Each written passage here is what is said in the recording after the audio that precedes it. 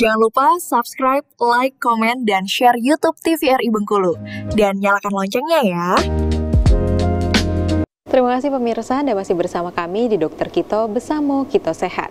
Kita lanjutkan perbincangan kita masih terkait dengan cegah disentri dengan perilaku hidup bersih dan sehat. Saya ingin bertanya ke Dokter Bella terlebih dahulu nih, terkait dengan pengobatan tadi belum selesai dijawab ya dok. Ternyata kalau misalnya disentri, tadi ada disebutkan bahwa ada yang amuba dan ada juga yang basiler ya dok. Dan ada perbedaan untuk pengobatannya. Apakah disentri ini karena dia infeksi juga menggunakan antibiotik dan boleh nih dibeli secara bebas oleh masyarakat di rumah, apalagi sekarang banyak banget kayaknya yang sedikit-sedikit mau antibiotik dok, gimana tuh dok? Jadi khusus untuk disentri kan dia ini kata kunci itu sebenarnya adalah diare ya.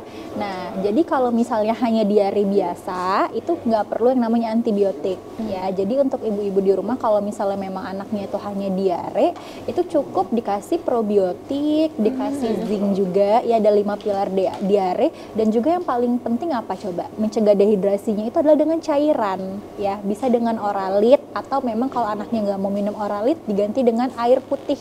Itu udah cukup ya. Yang penting anaknya jangan sampai jatuh ke tahap yang dehidrasi gitu.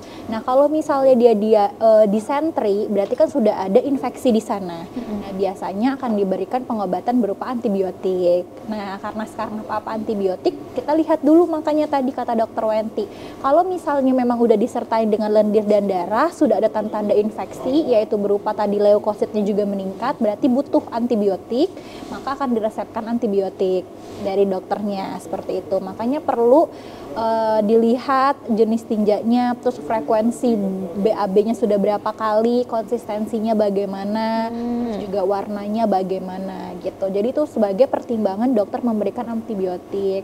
Dan antibiotik juga nggak sembarangan ya kan, nggak harus semua diare dikasih antibiotik, nggak juga seperti itu. Tapi kalau misalnya memang sudah ada tanda-tanda seperti tadi, udah perlu antibiotik dan harus dengan resep dokter gitu.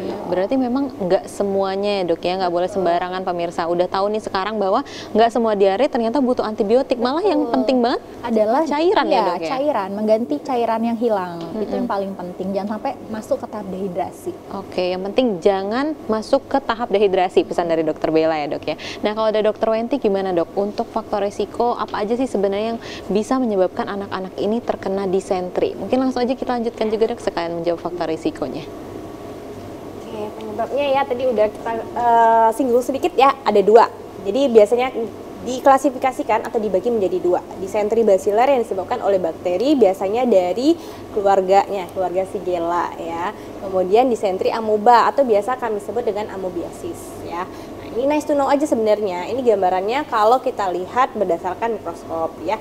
Jadi ini nggak nampak oleh kasat mata ya. Oke, nah faktor risikonya, jadi sebenarnya si bakteri dan si parasit ini atau si amoebiasis ini dia banyak ditemukan di daerah tropis dan Indonesia termasuk salah satu tropis, dan ini biasanya berkaitan dengan higienitas atau kebersihan. Kebersihan ya dok ya, iya. Jadi kalau faktor risikonya, kalau pada anak-anak atau usia balita biasanya dipengaruhi oleh satu, tidak diberi ASI atau ASINya yang tidak cukup, kemudian gizi buruk. Kenapa? Karena balik lagi ke imunitas. Anak-anak itu masa imun tubuhnya masih dalam perkembangan ya. Dia imunnya masih terus berkembang, akhirnya dia kalau tidak ada imunitas yang kuat, yang salah satu supportnya adalah ASI dan gizi yang atau nutrisi yang baik, maka imunitasnya akan turun. Akhirnya mudah terserang penyakit, salah satunya adalah disentri ataupun campak tadi ya. Nah, kalau pada usia dewasa yang paling sering adalah sanitasi lingkungan yang buruk, perilaku hidup yang buruk, atau kita singkat dengan perilaku hidup bersih yang tidak ada atau yang tidak bersih ya. Contohnya apa dok? Yang paling sering adalah tidak cuci tangan, ya, cuci tangan yang salah, teknik cuci tangan, tidak potong kuku, makan sembarangan, sudah memasak tidak dibersihkan, kemudian makanan itu tersaji di tempat yang bebas udara ya, artinya tidak ditutupi. Nah, itu salah satu dari sanitasi lingkungan yang buruk. Selain itu apa? Misalnya adalah septic tank atau MCK yang jaraknya dengan sumber air itu kurang dari 10 meter. Karena minimal jaraknya adalah 10 meter. Kalau kurang dari itu dia akan mencemari. Kita tahu bahwa si disentri ini faktor penularannya adalah dari fecal vertikal oral ya. Maksudnya adalah dari tinja penderita itu bisa menularkan. Oh, gimana caranya, Dok? Yang pertama adalah bisa menularkan dari air yang tercemar.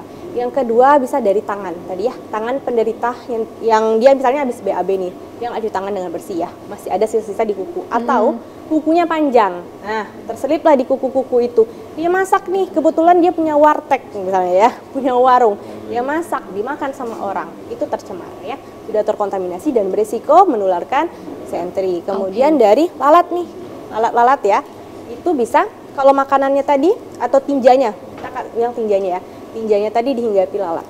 Nah, lalat itu bisa ke mana-mana, ke makanan, ke air, ke tempat-tempat. Nah, itu bisa menularkan si bakteri basiler ataupun si amoeba tadi. Berarti kalau jajan sembarangan itu juga bisa menyebabkan diare atau disentri ini ya, Dok ya? Ya, apalagi kalau nggak tahu kan, kita nggak tahu ya penderitanya ternyata lagi diare kan, nggak kelihatan ya. Nah, itu bisa sangat menularkan. Makanya PHBS, perilaku hidup bersih dan sehat, itu sangat menjamin untuk tidak terkenanya disentri ya. Baik bagaimana teknik cuci tangan yang benar, bagaimana cara mengolah makanan yang benar, kemudian sanitasi air. Ini paling sering nih kalau di daerah pemukiman padat penduduk. Contohnya di daerah persungaian misalnya juga. Kadang-kadang ya kakusnya atau jambannya itu tidak tersedia. Nah, masih banyak ya di daerah-daerah Indonesia, daerah-daerah pinggir-pinggiran itu mereka masih buang air besarnya di sungai. Yang mana sungai itu menjadi mata air dari orang-orang di sekitar sana, dan itu akan mencemari. Makanya kalau ada kasus disentri satu, biasanya akan menyebar ke yang lainnya, karena tadi dia bisa beresiko menjadi wabah karena pencemaran dari air, dari makanan ya. Nah, si hostnya tadi adalah manusianya tadi ya, dari tinja manusia yang terkena disentri. Jadi sangat penting menerapkan perilaku hidup bersih dan sehat sejak dini. Bahkan dari balita ya, kita ajarkan cuci tangan yang baik, makan tidak boleh sharing. Kemudian satu lagi ini juga harus diwaspadai ya, kalau anak-anak yang memakai popok, orang tuanya harap popoknya itu dilipat atau dimasukkan ke dalam plastik tersendiri. Jadi jangan disatukan dengan sampah yang lain karena akan mencemari. Kita nggak tahu di popoknya itu ada kuman apa, ada bakteri apa. Jadi lebih baik menjaga kebersihan. Dimulai dari hal sederhana seperti gunting kuku dan cuci tangan. Ya. Nah, ini ya cara penularannya ternyata dari sumber air minum yang tercemar oleh penderita yang menangani makanan. Yang tadi, yang dia ternyata buat makanan di warung, nasi uduk misalnya seperti itu ya. Kemudian dari minuman, dicemari oleh lalat atau insek yang mengandung parasit ya. Lalu penggunaan kotoran manusia sebagai pupuk. Nah ini, penggunaan kotoran manusia sebagai pupuk sebenarnya jarang ya, makanya dibuat jarang karena tadi beresiko menularkan ya.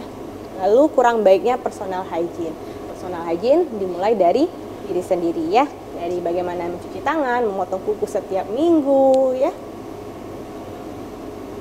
Oke, bakteri penyebab disentri dapat ditemukan dalam tinja orang yang terinfeksi dan menyebar melalui banyak cara yang kita sebutkan tadi ya. Nah, ada mungkin terinfeksi bakteri penyebab disentri jika mengkonsumsi dan makanan dan minuman yang terkontaminasi. Menyentuh benda atau bagian tubuh yang sudah terkontaminasi bisa meningkatkan resiko Anda terkena penyakit ini. Jadi kontak langsung pun juga bisa. Misal anaknya disentri, ibunya cebokin tuh. Nah, kontak langsung dan dia nggak cuci tangan yang bersih, terus dia makan atau minum, itu bisa mencemari, ya, bisa terkontaminasi. Nah, Anda juga beresiko terkena penyakit ini jika berenang di air yang terkontaminasi. Kayak sungai tadi, berenang aja bisa beresiko, apalagi yang meminum langsung, ya kan? Baik, berarti untuk pencegahan sebenarnya bisa dikatakan agak simpel ya dok ya, kalau misalnya kita menerapkan perilaku hidup bersih yang sehat ini dengan benar tentunya. Baik pemirsa, akan kita lanjutkan perbincangan kita masih terkait dengan disentri setelah jeda iklan berikut ini. Tetap bersama kami di Dokter Kito Besamo Kita Sehat.